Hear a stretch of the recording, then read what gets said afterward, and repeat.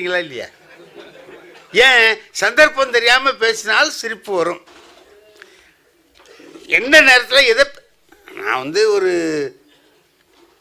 துக்க வீட்டில் சிரிக்கலாமா? சிரிக்கக்கூடாது.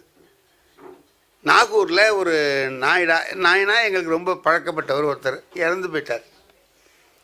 நான் அவர் வீட்டுக்கு துக்கத்துக்கு போயிருக்கேன். ரங்கராஜினி எனக்கு ரொம்ப ரொம்ப சிறந்த நண்பன். அந்த நாயனாவுக்கே சொந்தக்காரன் அவனோட துக்கக்கார வீட்டுக்கு மட்டும் போகக்கூடாது. அவன் ஏன்னா ஏதாவது ஒன்று சொல்லுவான், நம்ம சிரிக்கும்படியாக வந்துடும். துக்க வீட்டில் உட்காந்து சிரிச்சுக்கிட்டு இருந்தால் ஆளுக்காள் திட்டுவாங்களா இல்லையா? அதனால என்ன பண்ணுறது, அவன் அங்கே உட்காந்துதான். ஆஹா இவன் வந்திருக்கான்டா, நம்ம நைஸாக அவன் கண்ணில் படாமல் போயிடணும்னு சொல்லிட்டு அந்த அவன் அங்கேருந்து பார்த்துட்டான். டேய் நான் அங்கேயே இருன்னு, நான் வர்றேன்ட்டு வந்துட்டான். கிட்ட வந்து உட்காந்துக்கிட்டு சொல்கிறான், நான் என்ன கவனிச்சா யாரை செத்து போய் வச்சிருக்கிறவர் நாற்காலியில் உட்கார வச்சுருக்காங்க, அவரை கவனிச்சியான்னா. நான் கவனிச்சுட்டு தான் இருக்கிறேன், நீ பேசாமல் அவனு சிரிச்சுக்கிட்டே செத்துருக்காருறான்னு.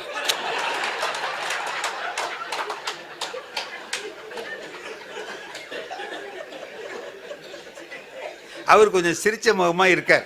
ஏதோ பிராண அவஸ்தை இல்லாமல் ஏதோ செத்துருப்பார் போல இருக்கு, கொஞ்சம் சிரிச்ச முகமாக இருக்கார். அதை அவன் பார்த்துட்டான், சிரிச்சுக்கிட்டே செத்துருக்கார் பத்தியாருன்னா. ஆமாம் ஆமாம் சரி விட்ற, அதை என்ன பேச. ஏன்னா இப்போ எனக்கு சிரிப்பு வருது. சிரித்தா பார்க்குறவன் சொல்லுவான், துக்க வீட்டில் உட்காந்து சிரிச்சிட்டு இருக்கானுவோ, உருப்புடுவானுவோ, இப்படி திட்டுவாங்களா இல்லையா? அதுக்காக வேண்டி நான் இப்படி குனிஞ்சிக்கிட்டு ஆமாம் அம்மா நீ பேசாமல் இருறா அப்படின்னு. ஆனால் என் சுற்றி நிற்கிறவன் பூரா ஆளுகிறான் பார்த்தியான்னு. ஆமாம் ஆளுகிறான்.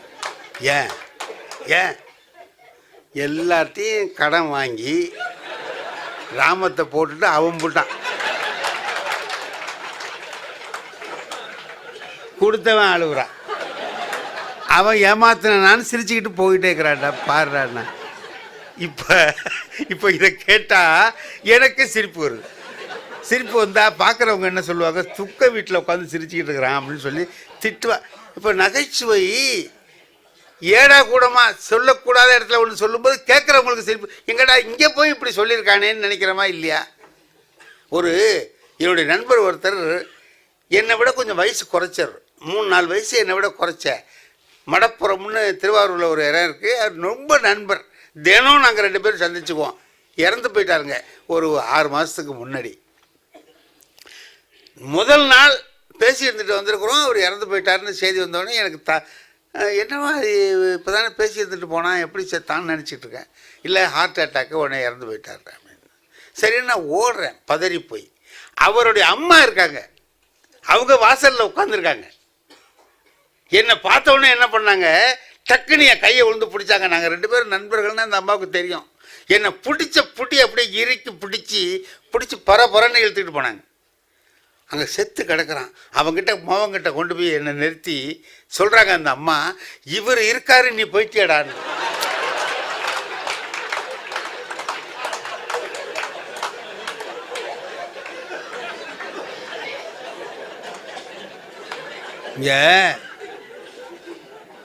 இப்போ எனக்கு என்ன, இந்த அம்மாவுக்கு புள்ள செத்தது கூட வருத்தம் இல்லை, நான் இருக்கிறது தான். என்னடா இந்த அம்மா இப்படி சொல்லுதே, சொல்ல தெரியாம சொல்லுது. அதுக்கு நான் இருக்கிறது வருத்தம் இல்லை. அந்த அம்மா என்ன சொல்லணும், 2 பேரும் ஒன்றா இருந்தீங்க, சொல்லாமல் கொள்ளாமல் இவரை விட்டுட்டு போயிட்டியேன்னு வருத்தப்படுது. அது சொல்ல தெரியாமல் இவரு இருக்காரு நீ போயிட்டியேன்னு வேணா நானும் போயிடவான்னு கேட்கலாம் போல இருக்குது அந்த அம்மாட்ட.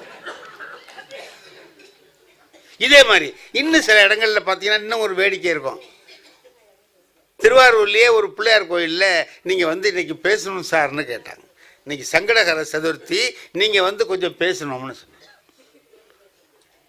நான் சொன்னேன், என்ன இன்றைக்கி தான் பேங்கிற, நீ இன்றைக்கே சொல்கிறிய. இல்லை நாங்கள் வெளியில் போர்டு எழுதி வச்சுருவோம், நீங்கள் வந்துடுங்க, ஒரு மணி நேரம் பிள்ளையாரை பற்றி எல்லாம் பேசிடுங்க அப்படின்னு. சரி போனால் என்ன எழுதி வச்சுருக்கான், இன்று சங்கடகர சதுர்த்தி முடிந்தவுடன் இலக்கிய சொற்பொழிவு நடைபெறும், எல்லோரும் வருகன்னு போட்டிருக்கானே தவிர என் பேர் போடல. இன்னார் பேசுவார்னு போடணும்ல. நான் கேட்டேன், என்னப்பா இலக்கிய சொற்பொழிவுன்னு பொதுவாக போட்டிருக்கேன், என் பேர் போடலையடான்னு கேட்குறேன். அதுக்கு அவன் சொல்கிறான், இல்லை 4 பேர் வரணும்ல, அதுக்கு தான் பேர் போடலன்னு.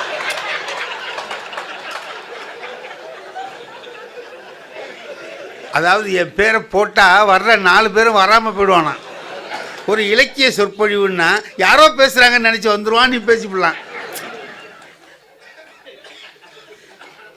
இப்போ இவன் பேசுறது எப்படி இருக்கு கேட்குறதுக்கு?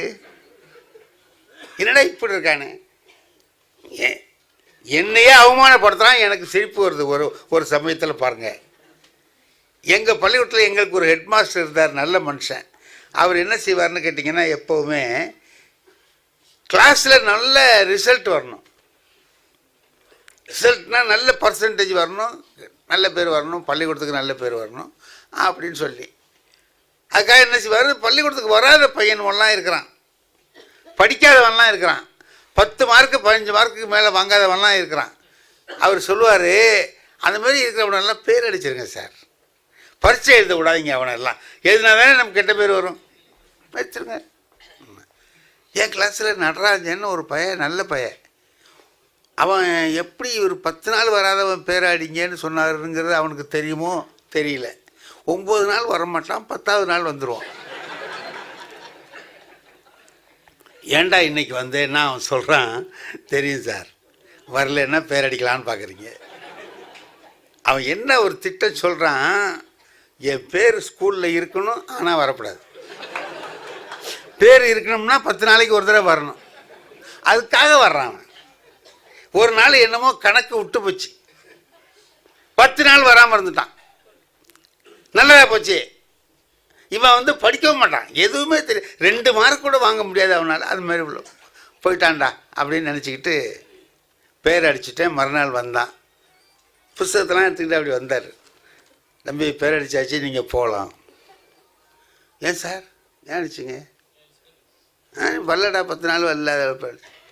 அப்படியா, என்னமோ விரலாம் விட்டு பார்த்தான், 10 நாள் தான் தெரிஞ்சுக்கிட்டான். சரி சார்ட்டா புஸ்தகத்தில் அவன் மட்டும் போயிட்டான். ஒரு வார்த்தை சொல்ல, இல்லை நம்ம வர்றேன் சார், ஒன்றுமே சொல்ல, அவன் மட்டும் போயிட்டான். சரி அப்பா, ஒரு கதை முடிஞ்சது நமக்கு அப்படின்னு நினச்சிக்கிட்டு இருக்கிறேன். 1/2 மணி நேரத்தில் அவங்க அப்பாவை அழைச்சிட்டு வந்துட்டான். அவங்க அப்பாவை சொன்னார், நான் நடராஜனோட அப்பா சார்னார், வாங்க உங்கள்கிட்ட தான் சொல்லணும்னு நினச்சிக்கிட்டேன், உங்கள் பையன் இருக்கானே என்ன. என் பையனை பற்றி எனக்கு தெரியாதா, பள்ளிக்கூடத்துக்கு வரமாட்டான். அதானே சார்? ஆமாம், வரமாட்டேங்கிறான், படிக்கவே மாட்டான், அதுவும் எனக்கு தெரியும். வந்தாலும் 4 பேரை கெடுப்பான். ஆமாம் சார், அவ்வளோ மோசமான பயலாக இருக்கிறானே உங்கள் பையன், இதெல்லாம் எனக்கு தெரியும் சார்னார். இது நீங்கள் சொல்கிறது பூரா என் பையனை பற்றி எனக்கு தெரியும். ஆனால் சார், ஒரே ஒரு வேண்டுகோள். என்ன? பேர் அடிச்சிடாங்க.